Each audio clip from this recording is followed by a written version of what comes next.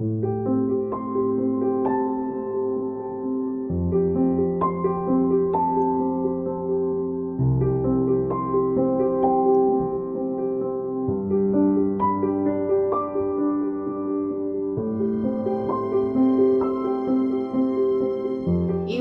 de Jésus-Christ selon saint Marc, chapitre 9, des versets 14 à 29.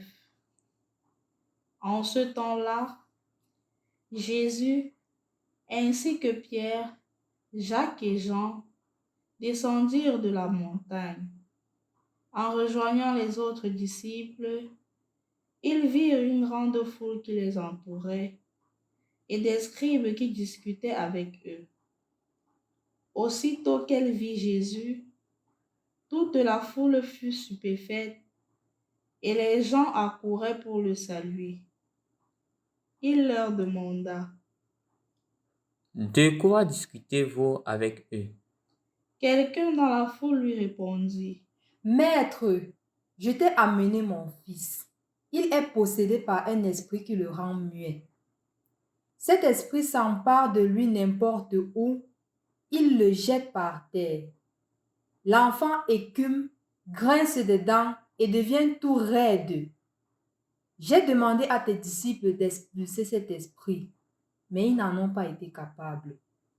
Prenant la parole, Jésus leur dit: Génération incroyante, combien de temps resterai-je auprès de vous? Combien de temps devrais-je vous supporter? Amenez-le-moi. On le lui amena. Dès qu'il vit Jésus, l'esprit fit entrer l'enfant en convulsion. L'enfant tomba et se roulait par terre en écumant. Jésus interrogea le père. Depuis combien de temps cela lui arrive-t-il? Il répondit: Depuis sa petite enfance. Et souvent, il a même jeté dans le feu ou dans l'eau pour le faire périr. Mais si tu peux quelque chose, viens à notre secours par compassion envers nous. Jésus lui déclara: Pourquoi dire si tu peux? Tout est possible pour celui qui croit.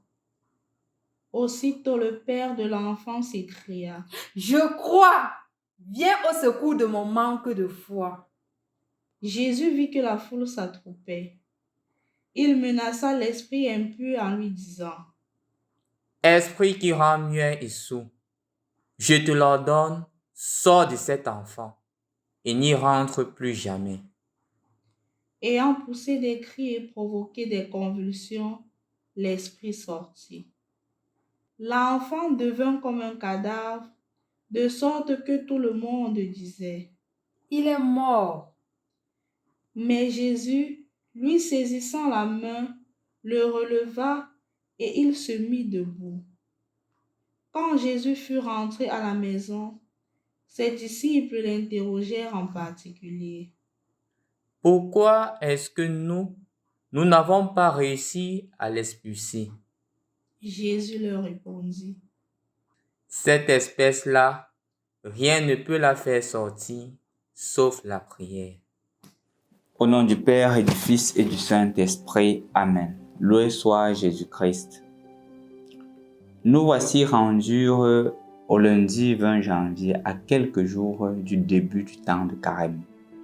Et en effet, chers frères et sœurs dans le Christ, l'évangile qui est proposé présente déjà le premier pilier du Carême qui est la prière.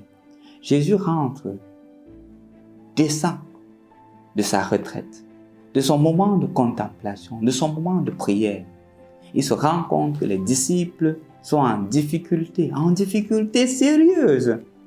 Et les disciples n'arrivent pas aussi à comprendre que malgré les techniques que le Seigneur leur a données, malgré tout ce qu'ils font, ils ne parviennent pas à expulser le démon. C'est pour cela qu'ils demandent à Jésus: pourquoi nous n'avions pas été capables de le faire? Et Jésus leur dit: le pouvoir qui vous est donné est bien, mais il y a une chose que vous devriez comprendre, c'est la prière.